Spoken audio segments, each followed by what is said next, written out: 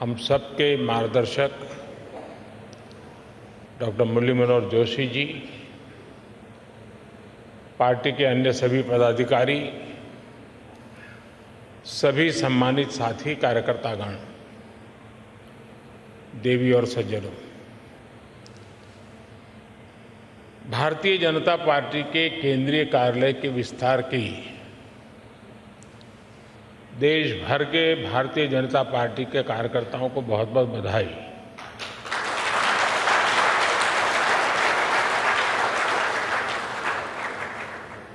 2018 में जब मैं कार्यालय का लोकार्पण करने के लिए आया था तो कहा था कि इस कार्यालय की आत्मा हमारा कार्यकर्ता है। आज जब हम इस कार्यालय का विस्तार कर रहे हैं तो ये भी केवल एक भवन का विस्तार नहीं है, बल्कि ये प्रत्येक भाजपा कार्यकर्ता के सपनों का विस्तार है।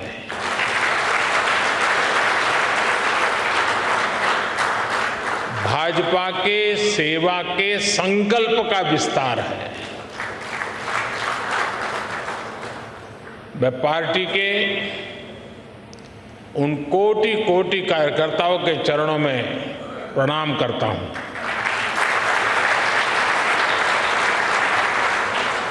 मैं पार्टी के सभी संस्थापक सदस्यों को भी सर झुका करके नमन करता हूं। साथियों, आज से कुछ दिन बाद हमारी पार्टी अपना 44वां स्थापना दिवस मनाएगी। ये यात्रा एक अनथक और अनवरत यात्रा है। ये यात्रा परिश्रम की पराकाष्ठा की यात्रा है। ये यात्रा समर्पण और संकल्पों की शिखर की यात्रा है। ये यात्रा विचार और विचारधारा के विस्तार की यात्रा है। और ये यात्रा, ये विस्तार अपने आप में बहुत ही प्रेरणादायी है। आपको याद होगा, भारतीय जनसंघ ने दिल्ली के अजमेरी गेट के पास एक छोटे से ऑफिस से अपनी यात्रा शुरू की थी। उस समय हम देश के लिए बहुत बड़े सपने देखने वाले छोटी सी पार्टी थे। सपने बड़े थे, दल छोटा था। 1980 में जब भाजपा का जन्म हुआ तब कुछ समय के लिए 10 राजेंद्र प्रसाद मार्ग पार्टी का ऑफिस बन गया था और उसी जगह पे पहले अपने नानाजी देशमुख रहते थे। बहुत से कार्यकर्ताओं को 11 अशोका रोड पार्टी ऑफिस के रूप में याद होगा। इसके भी काफी समय बाद पार्टी ऑफिस दीनदयाल उपाध्याय मार्ग पर शिफ्ट हुआ। एक तरह से हमारी पार्टी की प्रगति का प्रतीक है। इस दौरान कितने ही उतार चढ़ाव आए। हम तो वो दल है जिसने इमरजेंसी के दौरान लोकतंत्र की रक्षा के लिए खुद अपने दल को ही देश हित में आहूत करने पर हमने हिम्मत के साथ कदम उठाया।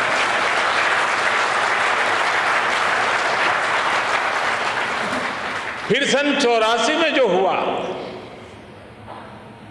देश कभी भी उस काले पृष्ठ को भूल नहीं सकती है। और उसके बाद जो चुनाव हुआ, कांग्रेस को ऐतिहासिक बहुमत मिला था। भावनाओं से भरा हुआ वो माहौल एक इमोशनली चार्ज एटमॉस्फेयर,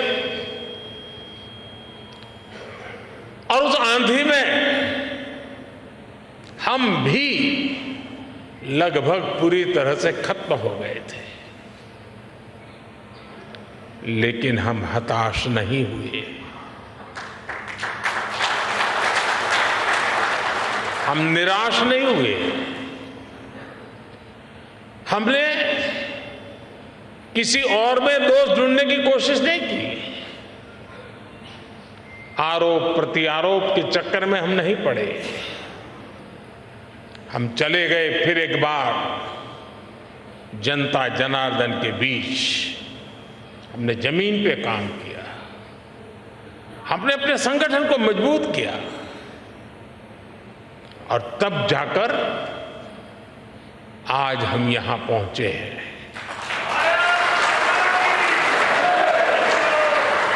दो लोकसभा सीटों के साथ शुरू हुआ सफर 2019 में 303 सीटों तक पहुंच गया।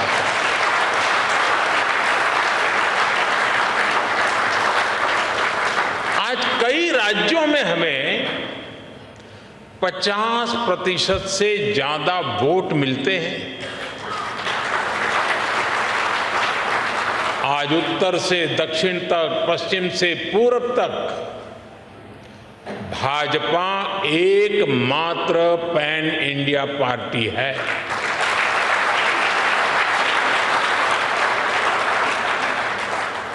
परिवार के कब्जे वाली पार्टियां,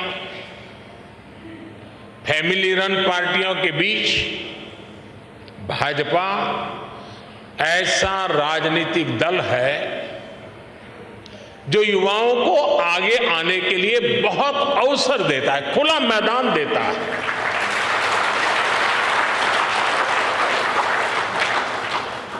आज भारत की माताओं, बहनों, बेटियों का आशीर्वाद जिस पार्टी के साथ है, उस पार्टी का नाम है भारतीय जनता पार्टी।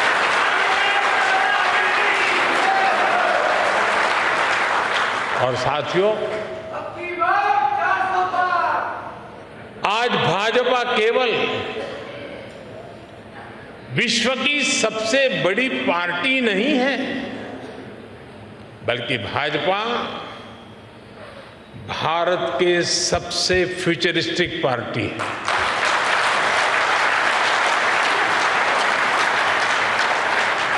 हमारा एक ही लक्ष्य है, भविष्य के आधुनिक और विकसित भारत का निर्माण करना। और इसलिए हमें खुद अपने लिए भी भविष्य के लक्ष्य निर्धारित करने ही होंगे। इसके लिए हमारे पास आधुनिक सोच भी होनी चाहिए, आधुनिक संसाधन भी होने चाहिए। हमें भाजपा को एक ऐसी संस्था के रूप में विकसित करना है जिसके पास अगले 10 साल, 20 साल, 50 साल के लक्ष्य निर्धारित है। इसके लिए 3 बातें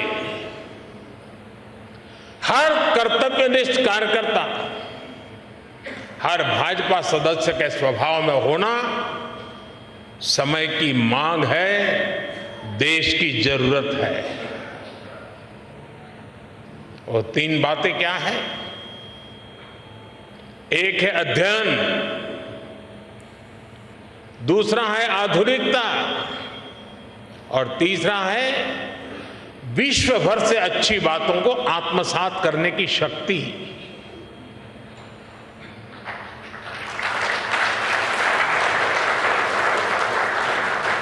हम आप जानते हैं कि पंडित दीनदयाल जी जहां कहीं जाते थे, किताबें उनके साथ रहती थी। वो प्रवास में भी पढ़ते लिखते रहते थे। उनकी रचनाएं, उनके अध्ययन और बौद्धिक विस्तार की गवाह है। डॉक्टर श्यामा प्रसाद मुखर्जी के अपने घर में तो हजारों किताबें थी, भाजपा कार्यालय की नई बिल्डिंग पार्टी की उस परंपरा का एक केंद्र बनेगी और बननी चाहिए।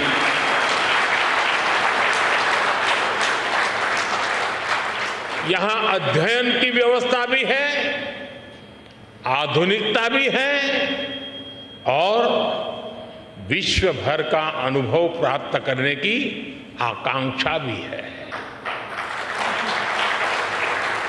मुझे विश्वास है भाजपा का ये आधुनिक कार्यालय निरंतर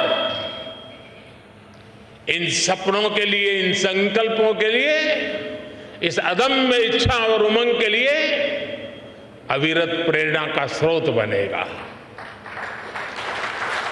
साथियों, हम भाजपा कार्यकर्ताओं के लिए एक गर्व की बात है कि हम सब जिस दल में काम कर रहे हैं, जिस दल के आचार, संस्कार और विचार ने हमें गढ़ा है, उस दल की और उसके कार्यकर्ताओं की आज विश्व भर में चर्चा हो रही है। आज बीजेपी की पहचान दुनिया के सबसे महत्वपूर्ण राजनीतिक दल के तौर पर होने लगी है।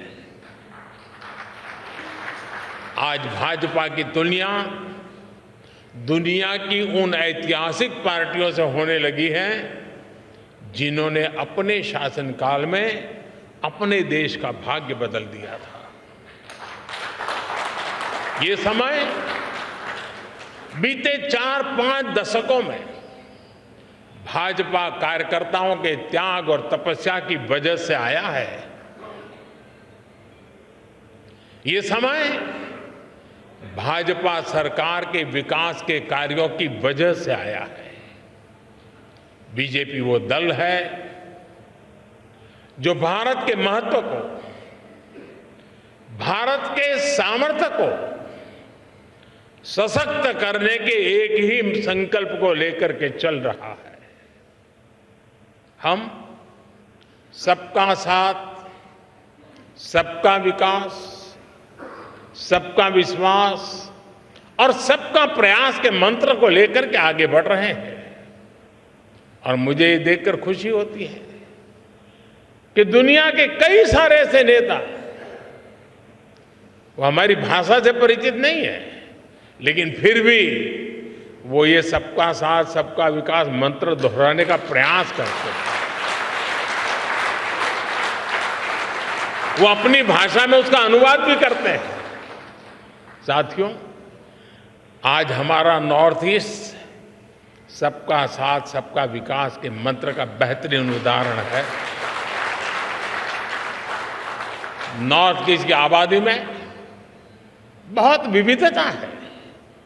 वहाँ अलग अलग समुदायों के लोग हैं। आदिवासी और विधायी समुदाय के लोग बहुतायत हैं। इस क्षेत्र के लोग भाजपा पर अभूतपूर्व विश्वास दिखा रहे हैं। आज नॉर्थ ईस्ट में भाजपा के 4 मुख्यमंत्री हैं। 2 अन्य राज्यों में हमारे गठबंधन की सरकारें हैं। इस सफलता का बड़ा श्रेय भाजपा के कार्यकर्ताओं को ही जाता है। भाजपा कार्यकर्ताओं के इसी परिश्रम की वजह से आज दक्षिण भारत में भी दूर दूर तक पार्टी का विस्तार हो रहा है। कर्नाटका में भाजपा इतने वर्षों से मजबूत स्थिति में है। आज भी हम नंबर 1 पार्टी है कर्नाटका में। तेलंगाना में भी लोगों का एकमात्र भरोसा सिर्फ और सिर्फ भाजपा है। आंध्र प्रदेश में लोगों का भाजपा पर विश्वास दिनों दिन बढ़ता चला जा रहा है। तमिलनाडु और केरला में भाजपा हर जिले में, हर बूथ पर दिनों दिन मजबूत हो रही है। एक भारत श्रेष्ठ भारत की भावना के साथ हो रहा भाजपा का ये विस्तार हमें सीटों के मामले में और वोट शेयर के मामले में सफलता की नई ऊंचाइयों पर ले जाएगा। लेकिन साथियों, मैं एक बात और भी कहना चाहता हूं। भाजपा को केवल उसकी प्रेजेंस और प्रभाव से नहीं समझा जा सकता है। भाजपा को जानने के लिए उसके स्वभाव को भी समझना जरूरी है। और भाजपा का स्वभाव है नूतनता, आधुनिकता। नूतनता हमारी निष्ठा है और आधुनिकता हमारी अवधारणा है। इसलिए बीजेपी केवल चुनाव लड़ने और जीतने के सीमित नहीं है। बीजेपी एक व्यवस्था है, बीजेपी एक विचार है, बीजेपी एक संगठन है, बीजेपी एक आंदोलन है।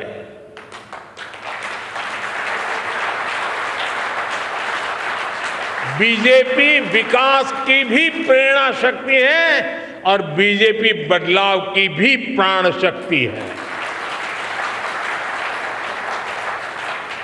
बीजेपी ने सियासत की सोच को बदला है और समावेश के नए मानकों को जन्म दिया है। और इसका एक उदाहरण है भाजपा का सदस्यता अभियान और इसके माध्यम से पार्टी का विस्तार। एक समय था जब हम राज्यों में राज्य स्तर की कमेटी बन जाए तो हम सोच रहे थे कि चलिए उस राज्य में झंडा गाड़ दिया।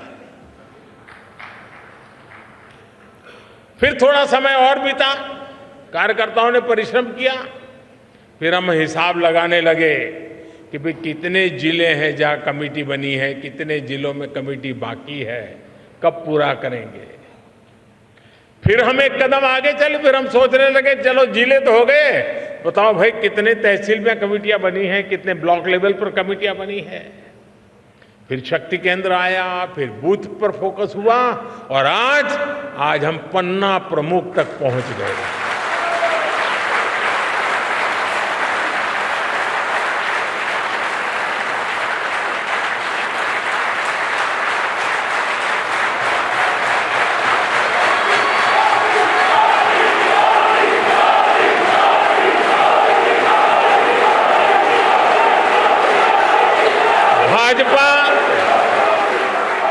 भाजपा पहली पार्टी है जिसने पार्टी की व्यवस्था में संवैधानिक रूप से महिलाओं के लिए पद की व्यवस्था की है। संविधान के तहत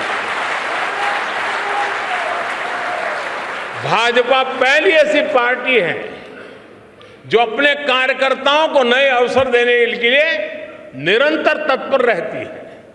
हमने पार्टी की समितियों में, कमेटियों में हर बार 25% नए लोगों को लाने की व्यवस्था शुरू की है। हम कार्यकर्ताओं की इसी ताकत से सत्ता के शिखर तक पहुंचे हैं। लेकिन हम भले ही सत्ता के शिखर पर पहुंचे हो, लेकिन हमारे पांव आज भी उतने ही जमीन पर हैं जितने 1980 में हुआ करते थे।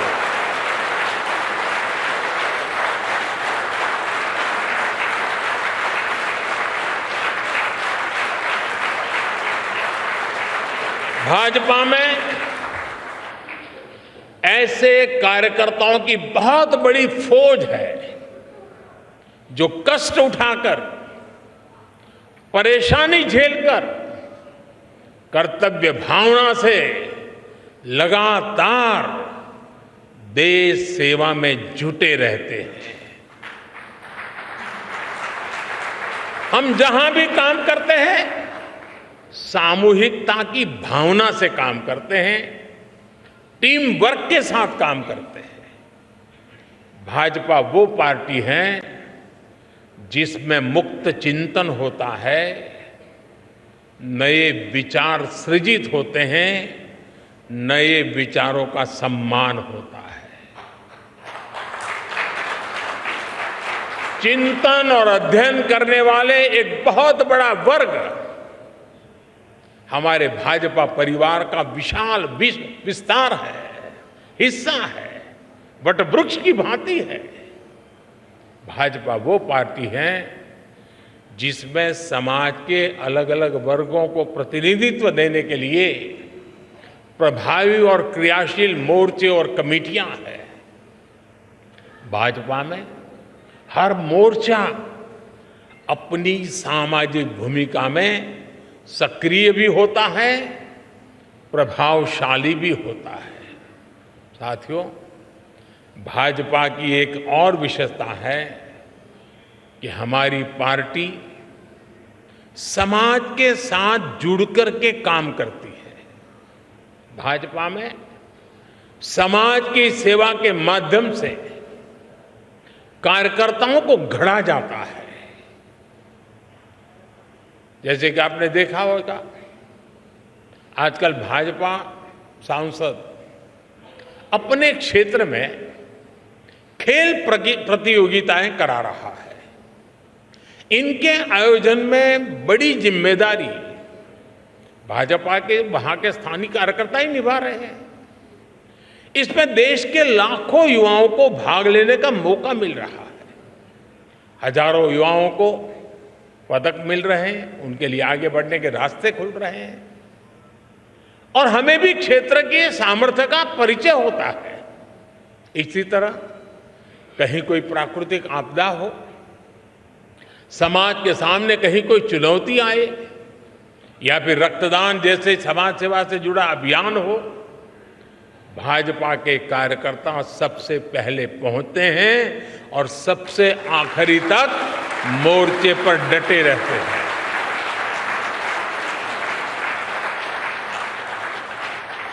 अभी अध्यक्ष जी बता रहे थे, कोरोना के दौरान हमारी पार्टी के लोगों ने कैसे घर घर जाकर मुफ्त राशन और इलाज पहुंचाने में मदद की। और तब तो पता नहीं था कि जाएंगे तो क्या लेके आएंगे। अगर बीमारी घर में लाए तो जिंदगी खतरे में पड़ जाती थी। फिर भी ये भाजपा का कार्यकर्ता है।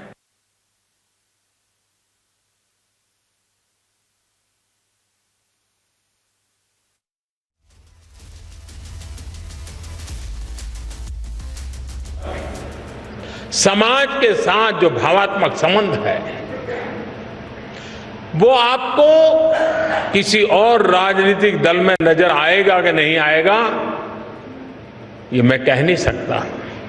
साथियों, जब हम समाज की सेवा के लिए अपना जीवन खपाते हैं तो सरकार बनाने का अवसर मिलने पर भी ये हमारी प्राथमिकता होता है।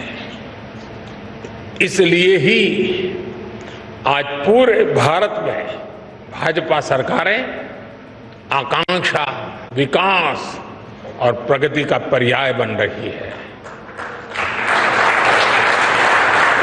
और ये भाजपा का ब्रांड ऑफ गवर्नेंस है।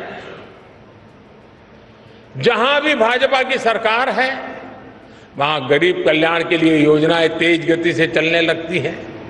जहां भी भाजपा की सरकारें हैं वहां योजनाओं का लाभ लाभार्थियों तक पहुंचाना सुनिश्चित हो जाता है। जहां भी भाजपा की सरकारें वहां युवा शक्ति को आगे बढ़ने के लिए नए अवसर बनते हैं। जहां भी भाजपा की सरकारें हैं वहां योजनाओं में महिला सशक्तिकरण को सर्वोच्च प्राथमिकता मिलने लगती है।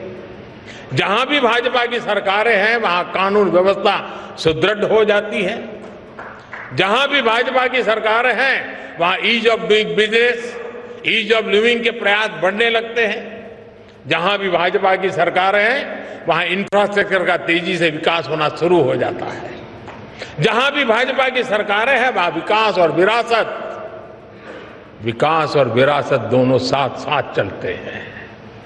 साथियों, मैं समझता हूं अब समय आ गया है कि हमारी यूनिवर्सिटीज, एकेडमिशियंस और एक्सपर्ट्स भारत के पिछले 75 साल के अलग अलग गवर्नेंस मॉडल्स की कंपैरेटिव स्टडी करें, एनालिसिस करें, देश और दुनिया के सामने रखें। देश ने लंबे समय तक कांग्रेस का एक गवर्नेंस मॉडल देखा है। देश ने कम्युनिस्टों का भी कुछ राज्यों में गवर्नेंस का मॉडल देखा है। देश ने परिवारवादी फैमिली रन पार्टियों के काम करने का तरीका भी देखा है। अलग अलग गठबंधनों की सरकारों का गवर्नेंस मॉडल भी देश ने देखा है। और देश आज पूर्ण बहुमत वाली भाजपा सरकारों का गवर्नेंस मॉडल भी देख रहा है। एक निश्चित पैरामीटर्स के साथ जब इसकी एनालिसिस होगी तो गवर्नेंस के मॉडल का महत्व समझ में आएगा। देश के सामान्य मानवी को भी पता चलेगा कि गवर्नेंस के किस मॉडल ने देश को क्या दिया, उसके परिणाम क्या निकले और उनके लिए क्या बेहतर रास्ता है। साथियों, आज भारतीय जनता पार्टी के प्रत्येक कार्यकर्ता को एक बात समझना बहुत आवश्यक है। देश इस समय जिस कालखंड से गुजर रहा है वो तेज विकास के लिए बहुत अहम है। ये अमृतकाल ये सिर्फ शब्द समूह नहीं है, ये धरती की सच्चाई है। 140 करोड़ देशवासियों की दिलों की धड़कन है।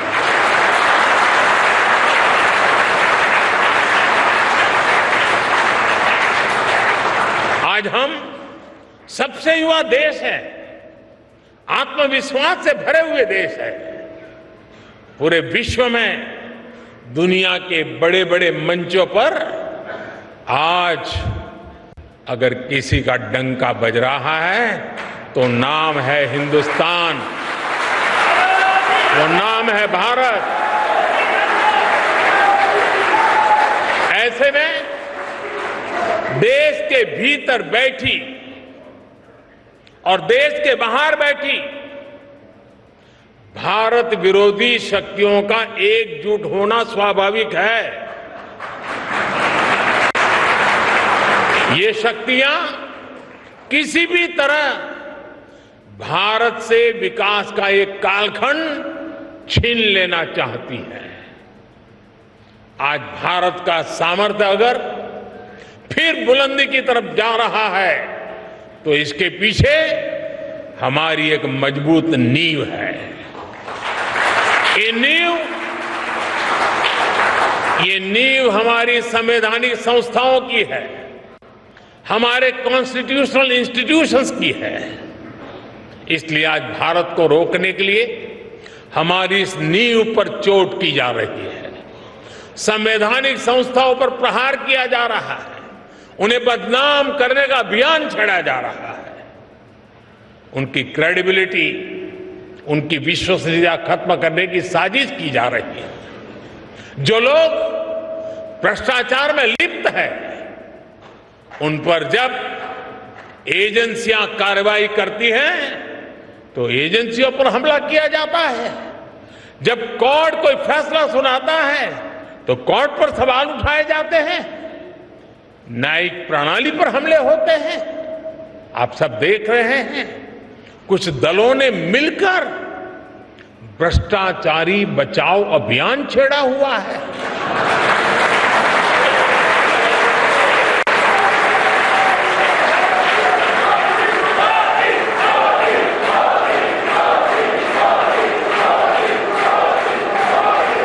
आज भ्रष्टाचार में लिप्त जितने भी चेहरे हैं वो सब एक साथ एक मंच पर आ रहे हैं।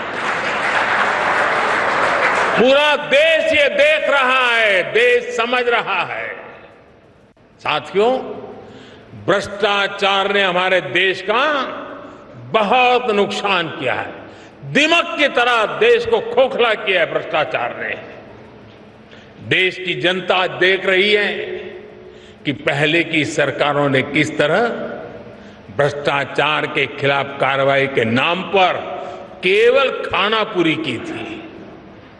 लेकिन पिछले 9 साल में भाजपा सरकार ने भ्रष्टाचार के खिलाफ जो अभियान चलाया, उसने आज भ्रष्टाचार और भ्रष्टाचारियों दोनों की जड़ें हिला दी है।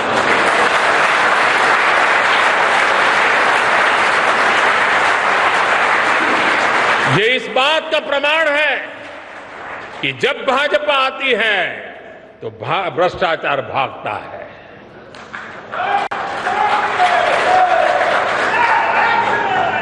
मैं आपको कुछ आंकड़े बताना चाहता हूं आज। Prevention of money laundering act यानी पीएमएलए के तहत कांग्रेस की सरकार में यानी साल 2004 से 2014 के बीच 5,000 करोड़ रुपए के आसपास की संपत्ति जब्त की गई थी। 5,000 करोड़। इसी एक्ट के तहत पिछले 9 वर्षों में भाजपा सरकार ने 1,10,000 करोड़ रुपए से ज्यादा की संपत्ति जब्त की है।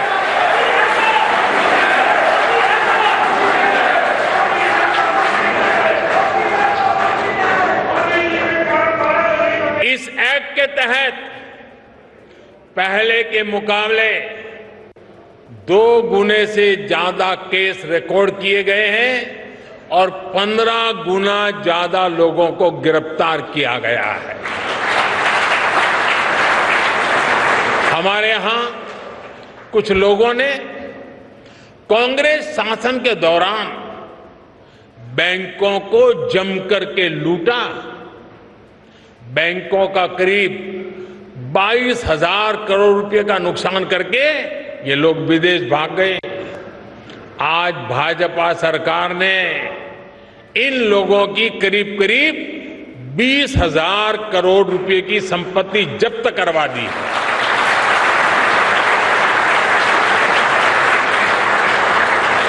प्रिवेंशन ऑफ करप्शन एक्ट के तहत पिछले 9 वर्षों में सीबीआई ने लगभग 5,000 केस दर्ज किए हैं। बीजेपी सरकार में भ्रष्टाचार के आरोपों से घिरे हुए सैकड़ों बड़े अधिकारियों को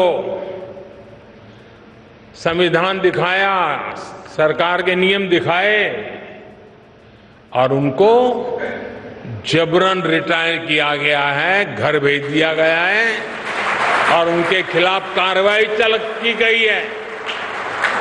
साथियों, आजादी के 7 दशकों में पहली बार भ्रष्टाचार पर इस तरह की चोट हो रही है।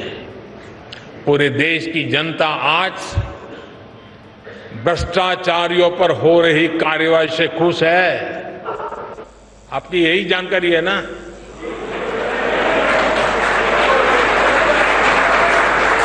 मैं जहां जाता हूं लोग यही कहते हैं, मोदी जी रुकना मत।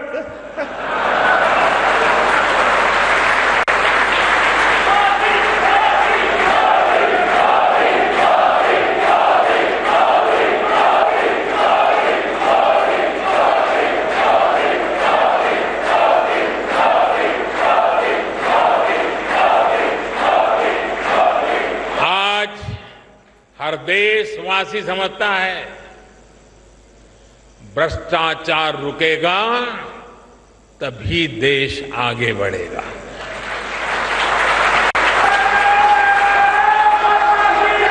और जब हम इतना सारा करेंगे तो कुछ लोग तो नाराज होंगे ही होंगे।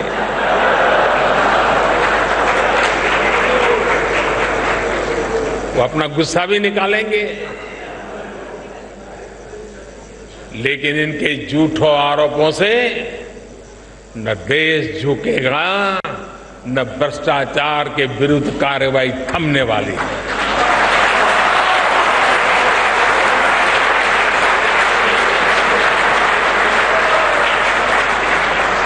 साथियों, आपको याद होगा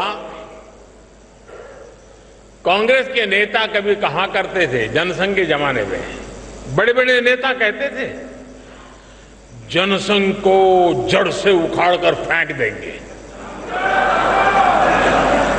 ये उनके बड़े बड़े नेता बोलते थे जी। और आज की कांग्रेस कहती है कि मोदी तेरी कब्र खुदेगी। जनसंघ को मिटाने की, भाजपा को मिटाने की अनेक बार साजिशें हुई। और ये तो वो लोग हैं जिन्होंने मुझे भी जेल में डालने के लिए क्या क्या जाल नहीं बिछाई, लेकिन वो पूरी तरह नाकाम रहे।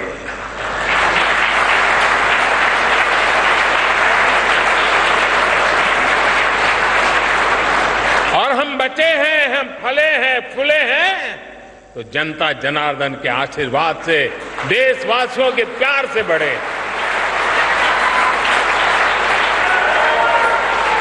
देशवासियों का अपार प्रेम, यही तो हमारी पूंजी है, यही हमें समर्थन देता है, यही हमें शक्ति देता है। देशवासियों के आशीर्वाद से हम आगे बढ़े हैं, बढ़ रहे हैं और बढ़ते ही रहेंगे।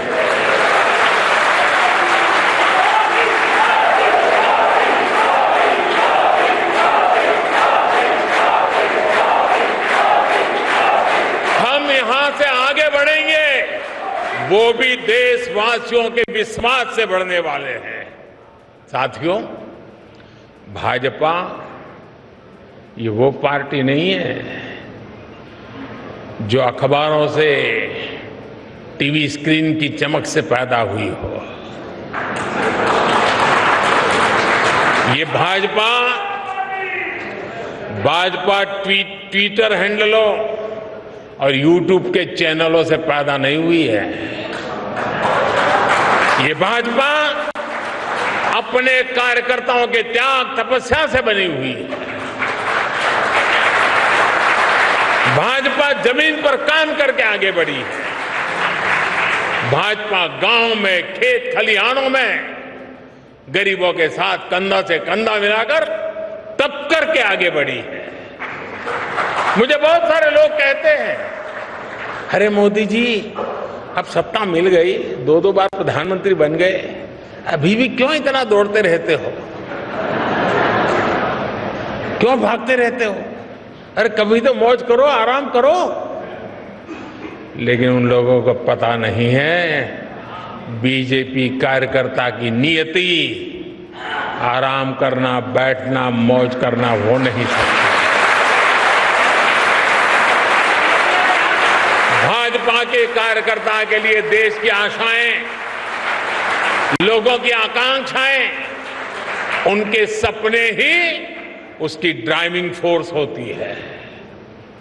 इसी के लिए भाजपा कार्यकर्ता दिन रात दौड़ता है, भागता है, काम करता है, वो रुकता नहीं है, थकता नहीं है, झुकता भी नहीं है। लेकिन साथियों, हमें याद रखना है, हमारी ये लड़ाई आसान नहीं है। भाजपा को डगर डगर पर भ्रष्टाचार से लड़ना है। भाजपा को डगर डगर पर भाई भतीजावाद से लड़ना है। भाजपा को डगर डगर पर संप्रदायवाद से लड़ना है। भाजपा को डगर डगर पर जातिवाद से लड़ना है। भाजपा को डगर डगर पर भारत विरोधी विदेशी ताकतों और उनके इकोसिस्टम से लड़ना है, क्योंकि यही वो चुनौतियां हैं जिन्होंने देश का बहुत बड़ा नुकसान किया है, बहुत समय तक नुकसान किया है। साथियों, बहुत सौभाग्य से, अनेकों के त्याग तपस्या से हमें आजादी के अमृत काल में राष्ट्र की सेवा करने का, राष्ट्र निर्माण करने का अवसर मिला है। हम भारतीयों ने मिलकर 2047 तक, जब आजादी के 100 साल मनाएंगे, तब तक विकसित भारत का लक्ष्य रखा है। आजादी के अमृत महोत्सव से लेकर आजादी के 100 वर्ष तक देश की इस यात्रा में प्रत्येक भाजपा कार्यकर्ता को जी तोड़ मेहनत करनी ही करनी है। हमारे कार्यकर्ताओं को लंबी पारी के लिए तैयार करना चाहिए। दल को बनाने में जिस तरह अनेक पीढ़ियां खप गई, उसी तरह देश को आगे बढ़ाने के लिए हमें भी अपनी पीढ़ियों को खपाना होगा।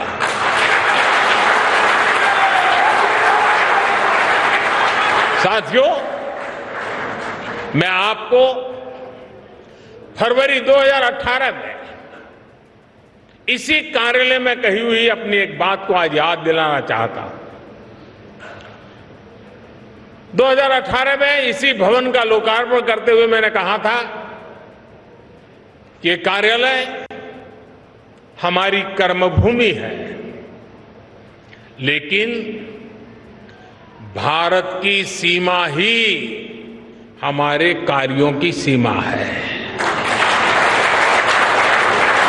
हमें इस भवन से ऊर्जा लेकर संपूर्ण भारत की सीमा को ही अपना कार्यक्षेत्र बनाना है। मुझे पूरा विश्वास है आप सब इसी तपस्या के साथ देश के सपनों को साकार करते रहेंगे। जो सपना हमने पहले देखा था उसे हम आज पूरा होता देख रहे हैं। जो सपना हम आज देख रहे हैं वो भविष्य में पूरा होकर रहेगा। इसी विश्वास के साथ आज के इस मंगल अवसर पर और नवरात्रि के पावन त्योहारों के बीच मैं आप सबको, देशवासियों को अनेक अनेक शुभकामनाएं देता हूं। बहुत बहुत धन्यवाद। भारत माता की, भारत माता की, भारत माता की। वंदे वंदे वंदे वंदे वंदे वंदे वंदे वंदे मातरम।